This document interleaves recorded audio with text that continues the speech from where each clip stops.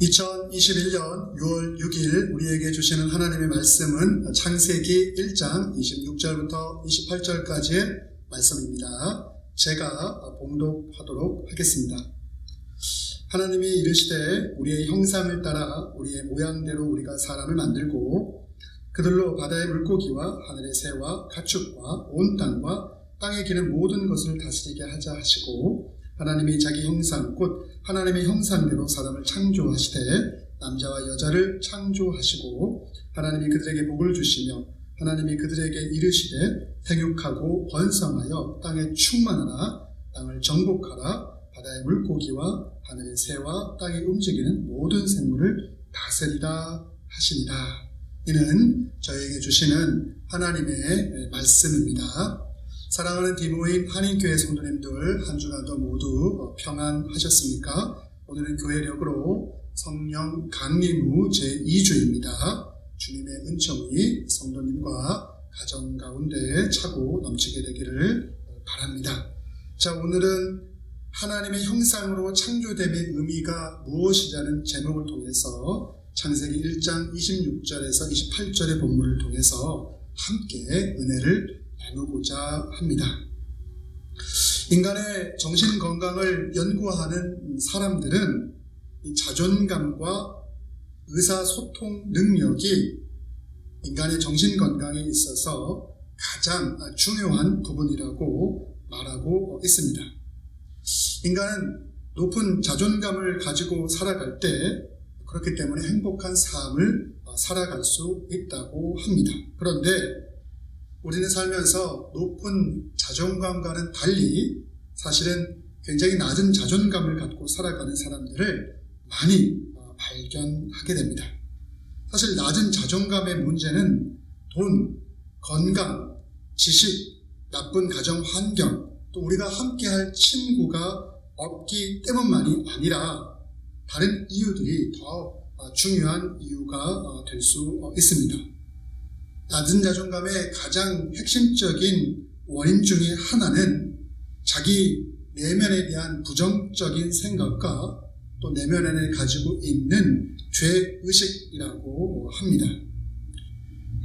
이러한 부정적인, 자기 자신에 대한 부정적인 생각과 또 우리 내면에 내재되어 있는 죄의식은 우리 스스로에 대해서 우리가 가치 있는 존재가 아니라 굉장히 가치 없는 존재라는 생각으로 우리를 이끌어 가게 됩니다.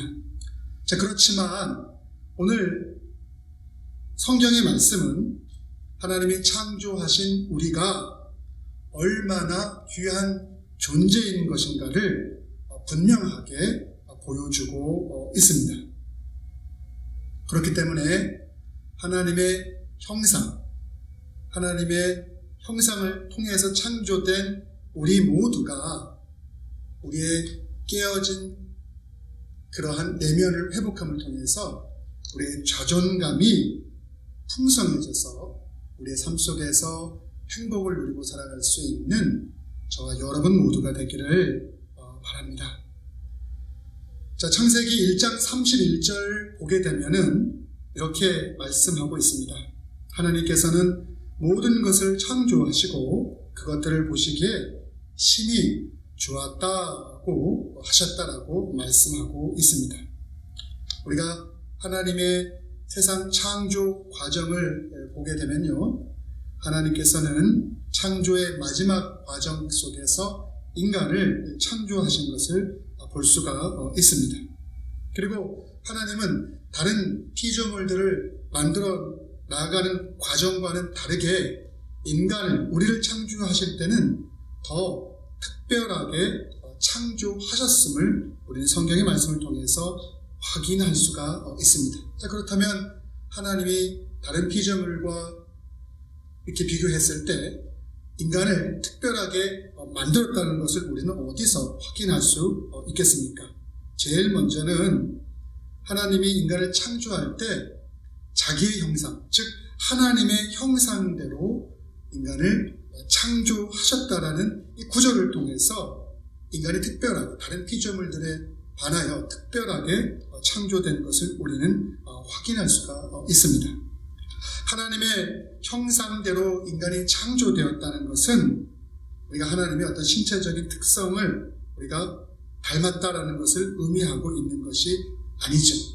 하나님의 형상을 따라 창조되었다는 것은 하나님이 가지고 있는 하나님의 속성, 하나님의 특성이 있는데 바로 그것을 인간이 닮도록 창조되었다는 것을 말하고 있죠. 하나님의 속성이 성경에서 무엇이라 주로 일컬어지게 되냐면 하나님은 사랑의 본체라고 말씀하시고 하나님은 거룩하다고 말씀하시고 하나님은 자비와 인애가 인자함이 끝이 없으시다고 말씀하시고 하나님은 세상에 향한 공의 또한 무궁하신 분이라고 말함을 통해서 이러한 것들이 하나님이 가지고 있는 속성임을 성경은 우리들에게 말씀하고 있는 것이죠. 따라서 하나님의 형상의 이미지대로 인간이 창조되었다는 것은 인간이 하나님을 따라서 거룩하게 창조된 존재임을 우리들에게 분명하게 말씀하고 있는 것이죠. 그것이 인간의 특별한 창조됨의 한 모습을 우리들에게 보여주고 있는 것이고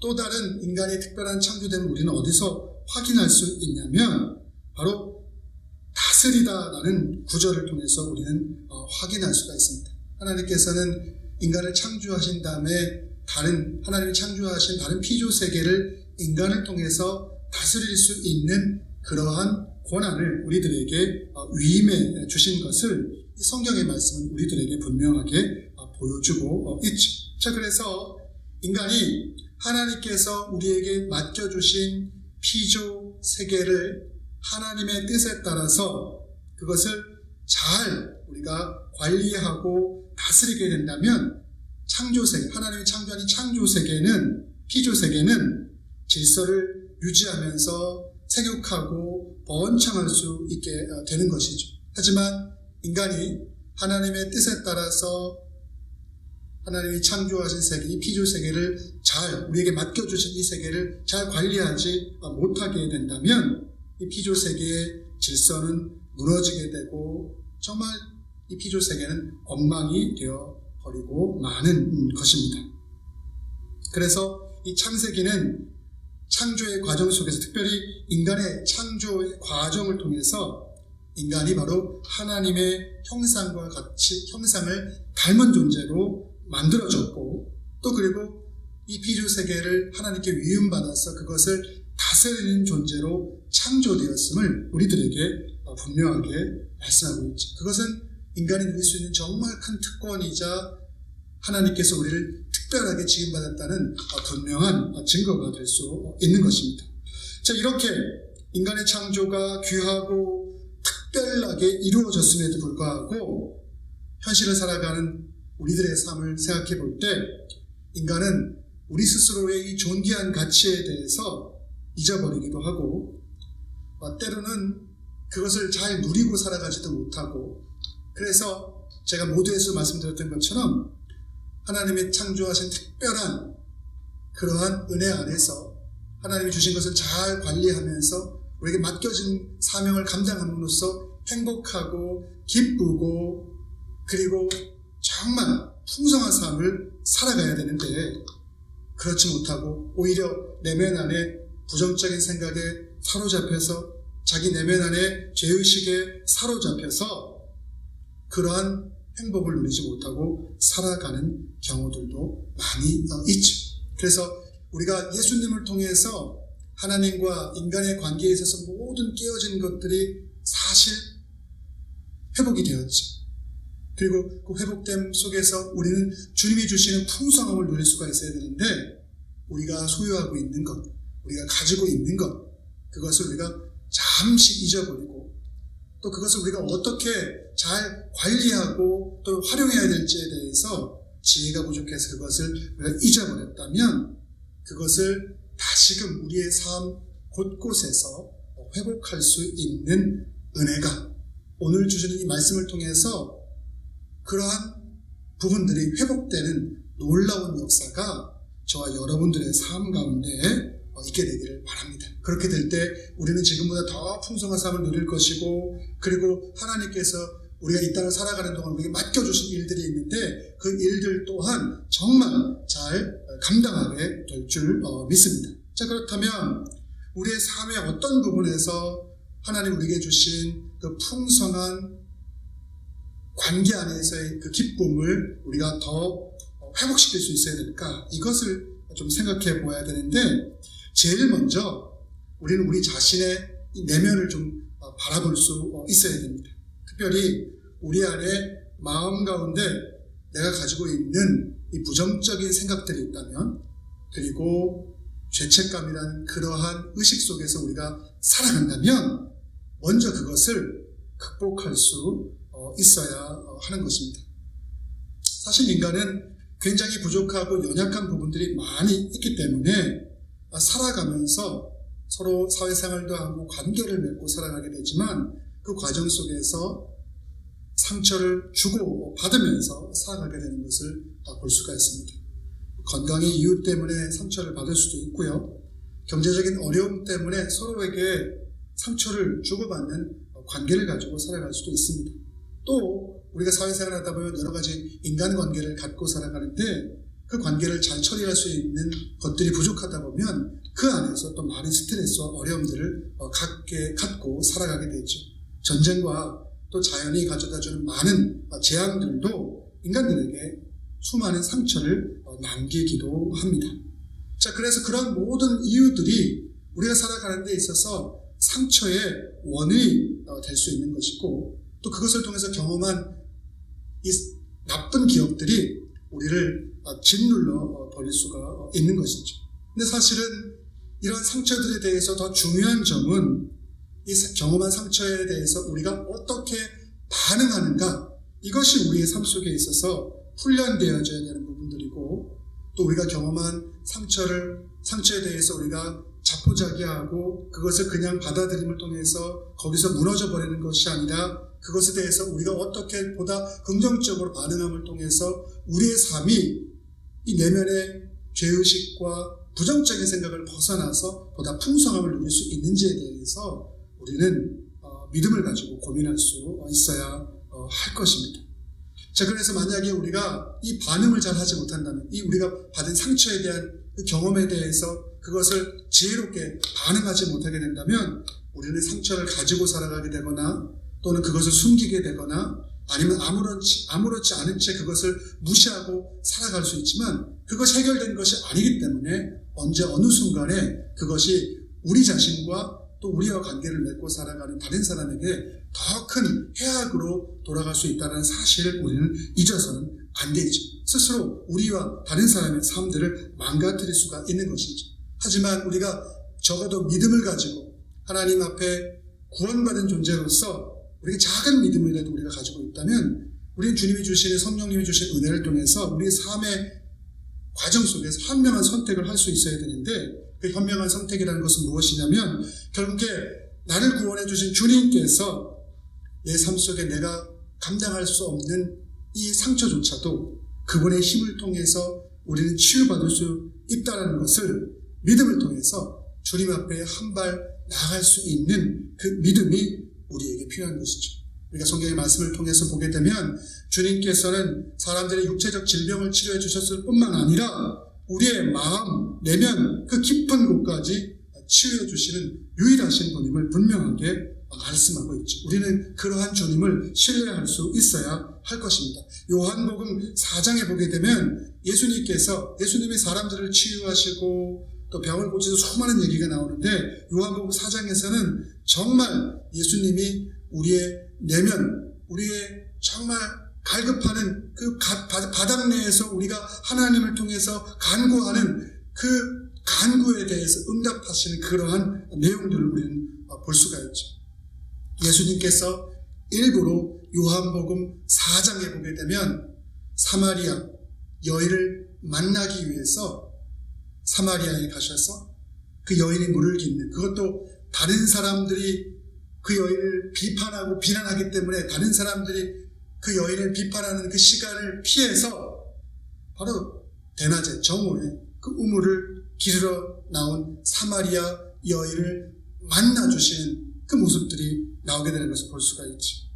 이 여인은 과거에 남자가 5명이었고 지금도 같이 살아가는 남자가 진짜 남편이 아닌, 경제적으로 고대 사회에서 여성으로서 어떤 삶을 살아가는 것이 쉽지 않은 그러한 사회적인 시스템을 가지고 있었기 때문에 그렇게 많은 남편을 과거에 거느릴 수밖에 없었고, 지금도 그러한 모습으로 살아갔기 때문에 사람들로부터 수많은 비난의 대상이 되었고, 그것이 마치 부끄러웠고 인생을 살아가는 것이 고단하고 피곤하고 좌절을 느끼고 자기 스스로에 대해서 긍정적인 의식을 느끼지 못하는 그 여인의 삶 속에 주님이 찾아가 주셔서 그 여인을 만나 주시고, 그 여인에게 너의 마음 가운데서 정말 채울 수 없는 그러한 부분들, 그 갈급함을, 목마름을 채워주겠다라고 말씀을 통해서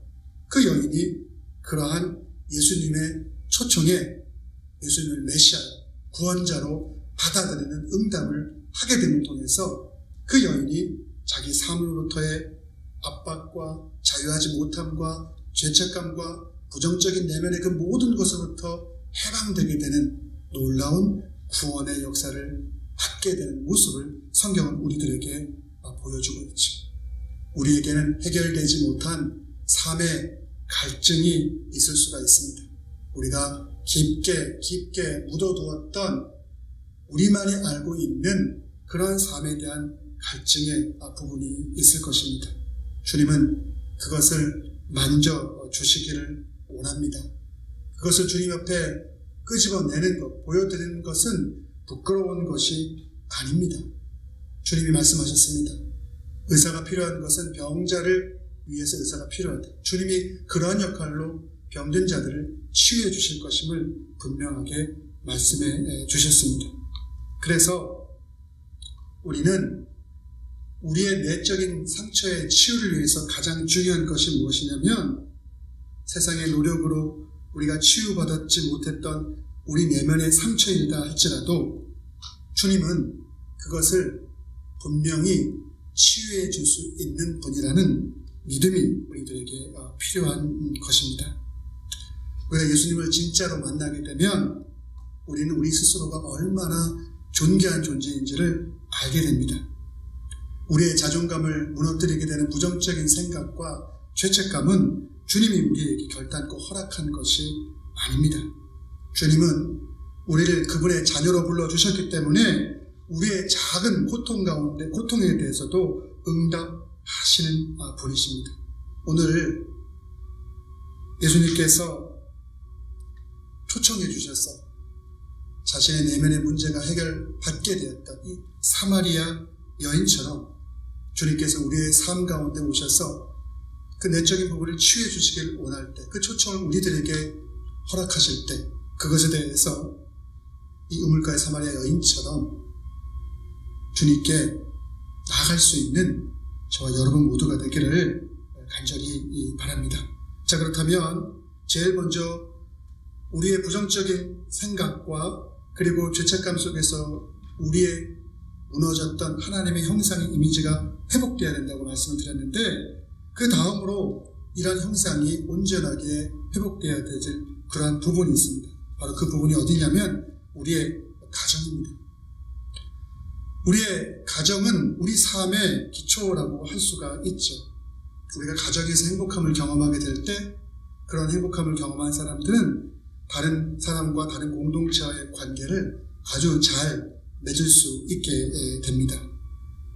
그렇기 때문에 우리는 하나님의 부름받은 자녀로서 우리의 가정을 잘 다스릴 수 있는 지혜가 필요합니다. 우리가 가정에서 맡은 역할과 부분은 다 다르겠지만 그것을 잘 다스리고 그것을 잘 해결할 수 있는 지혜가 필요한 것이죠.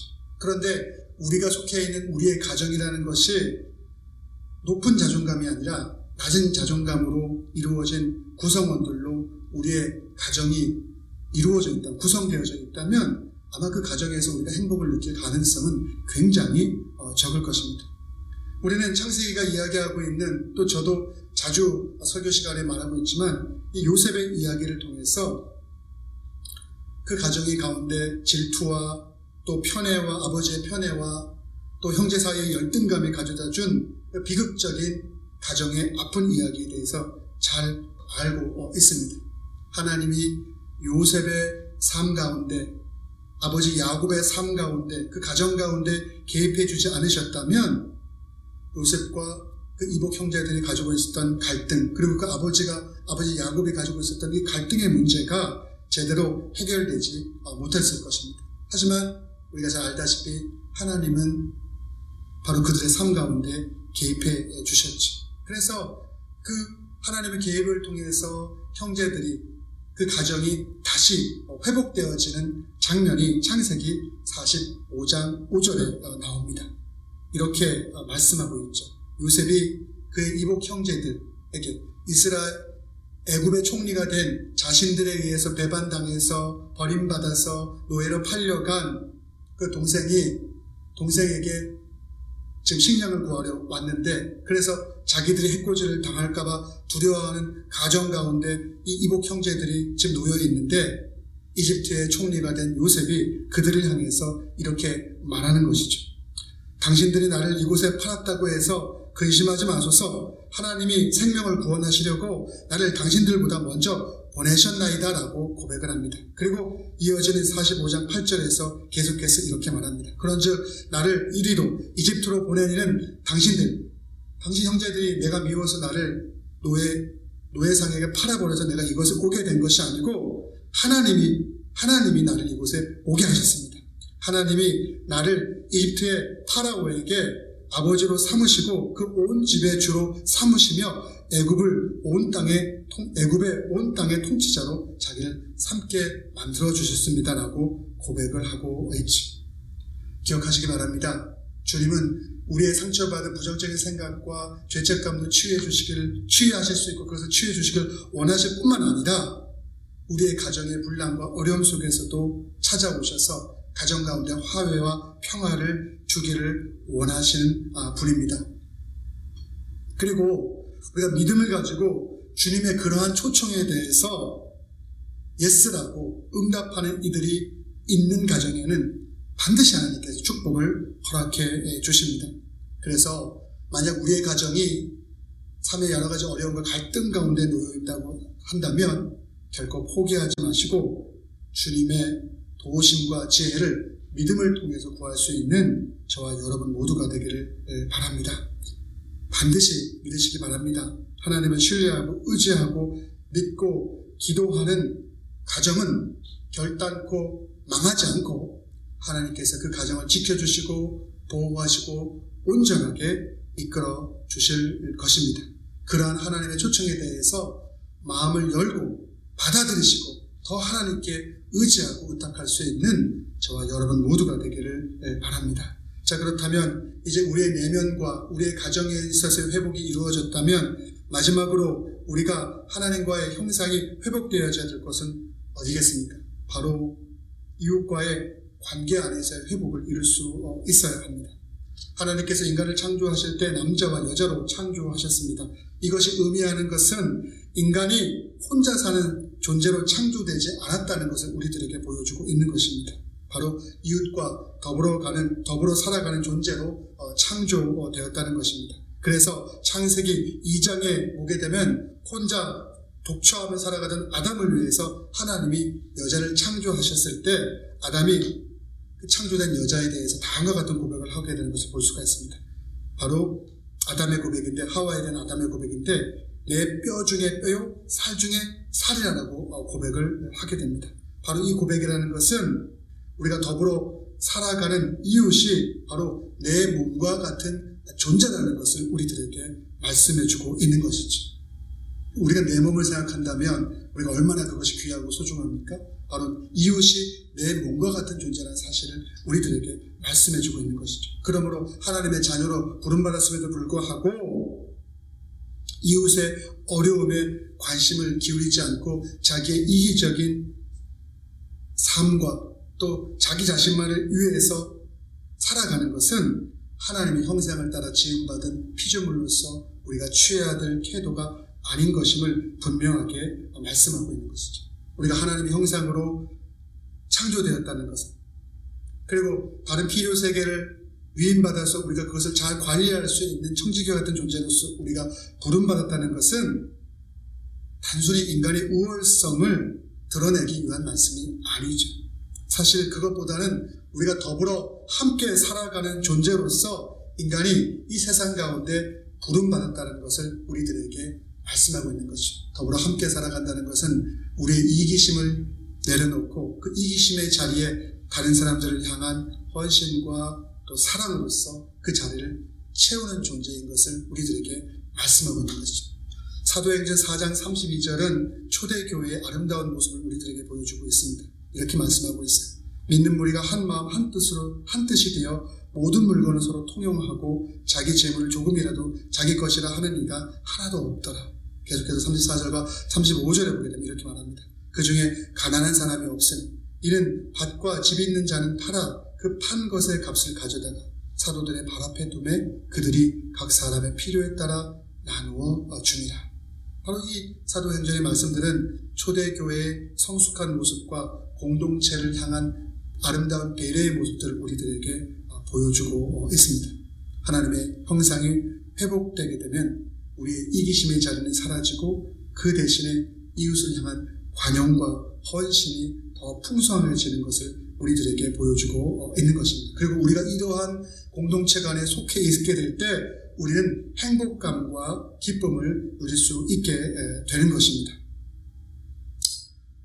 성경이 우리들에게 이러한 초대교회의 모습을 보여주고 있는 것은요, 다른 이유가 아닙니다. 우리의 현실이 아무리 각박하고 힘들다 할지라도 하나님의 은혜 안에서 우리는 우리가 처해 있는 이 공동체를 아름답게 변화시킬 수 있는 그러한 존재라는 사실을 우리들에게 보여주고 있는 것이죠. 그래서 우리는 이 세상이 힘들고 여러 가지 어렵다 할지라도 바로 사도행전에서 보여준 이 초대교회 같은 아름다운 모습을 꿈꿀 수 있는 비전으로 하루하루 살아갈 수 있는 존재가 되어야 할 것입니다. 저와 여러분의 삶이 바로 그런 비전을 품고 또 그것을 꿈꿈을 통해서 우리 공동체가 더 부유한 공동체가 되고 그것을 통해서 더 큰 행복을 누리고 살아갈 수 있는 저와 여러분 모두가 되기를 바랍니다. 또 요즘 같아서는 이웃과의 풍성한 관계의 회복을 통해서 아름다운 공동체로 우리가 자라가는 것도 중요하지만 또 우리에게 주어주신 이 피조세계를 잘 관리함을 통해서 우리가 잘 보존함을 통해서 이것이 더 큰 유익을 우리의 삶 가운데 가져줄 수 있기 위해서 또 노력도 하는 그러한 자세도 필요할 줄 믿습니다. 자, 이제 좀 말씀을 정리하고자 할 텐데요. 우리는 정말 주님을 통해서 특별하게 창조된 귀한 존재들입니다. 다시 말해서 우리는 성도는 예수님의 십자가 희생을 통해서 죄를 용서받고 구원받은 존재입니다. 그래서 우리는 또한 주님의 은혜를 통해서 깨어진 관계 회복을 바로 이룸받은 그러한 존재이기도 합니다. 그러므로 우리가 우리 안에 있는 부정적인 생각, 그리고 가정이 깨어지고 무너진 것, 그리고 공동체의 갈등 안에서 우리의 삶이 매몰되어서 그렇게 살아가는 것이 아니라 그 모든 것을 극복할 수 있는 존재로 부름받았고 주님이 우리의 삶 가운데 함께 한다면 반드시 우리의 삶 가운데 풍성함을 우리가 누릴 수 있다는 사실, 바로 그런 누림으로 우리가 초청받았다는 사실을 잊지 않는 저와 여러분 모두가 되기를 바랍니다. 그래서 우리 스스로가 우리를 정말 존귀하게 여길 수 있게 되기를 바랍니다. 그리고 그 존귀함을 가지고 가정과 공동체를 위해서 더욱더 열심을 내서 섬길 수 있게 되기를 바랍니다. 주님은 그런 우리와 함께 하실 것이고 그런 우리를 통해서 세상의 가장 아름다운 선들을 이루어 나가게 되리라 확신합니다. 그러한 주인공들 모두가 되기를 바랍니다. 기도하겠습니다. 사랑과 은혜가 많으신 아버지 하나님, 오늘 우리가 얼마나 존귀한 존재라는 사실을 하나님의 창조의 과정을 통해서 우리에게 보여주시고 그 과정을 통해서 우리 깨어진 내면과 그리고 우리의 과정과 또 우리의 공동체가 회복될 것을 우리들에게 분명하게 초청하시고 그 초청 가운데 용기를 가지고 믿음을 가지고 응답할 때 하나님께서 놀라운 일들을 우리의 삶 가운데 이루어 주실 것임을 분명하게 우리들에게 말씀을 통해서 약속해 주셨음을 확인하게 됩니다. 우리가 이것을 믿고 좌절하지 않고 하나님이 존귀하게 창조하시고 그 창조함을 통해서 풍성함을 날마다 우리를 통해서 이루시고 계신데 더 큰 풍성함이 우리의 삶을 통해서 이루어질 수 있는 놀라운 은총으로 저희들을 사용하시고 인도하여 주시옵소서. 이 모든 말씀 사랑과 은혜가 풍성하신 예수님의 이름으로 기도드렸사옵나이다. 아멘.